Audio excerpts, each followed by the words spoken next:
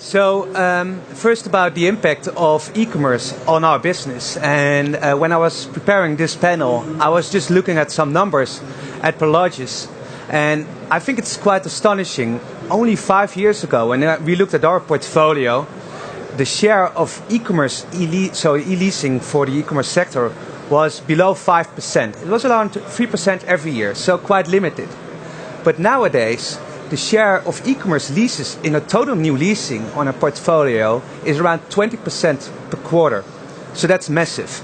Another, I think, interesting fact about the importance e-commerce has right now in our sector is about, for instance, Amazon. On a global level now, Amazon is our largest customer. So that's changed dramatically in comparison to, let's say, 10 years ago, where Amazon was a relatively smaller player, but now they are our largest customer.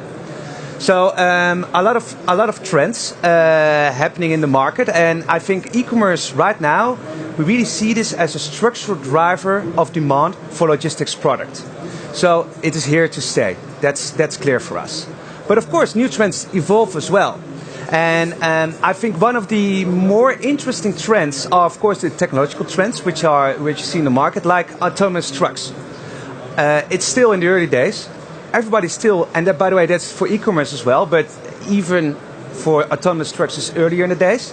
I think everybody is kind of trying to invent the wheel. And I think one of the key questions I'm thinking about is about flexibility.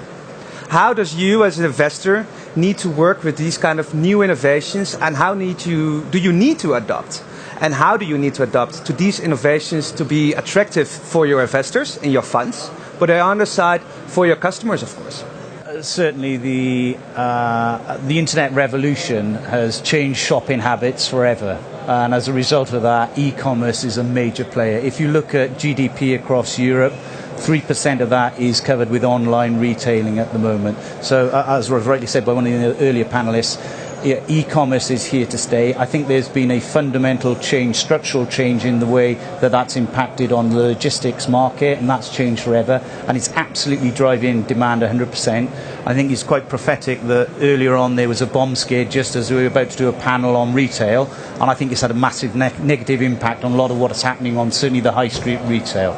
So yeah, certainly the market for industrial has been driven, but for logistics is being driven by e-commerce at the moment.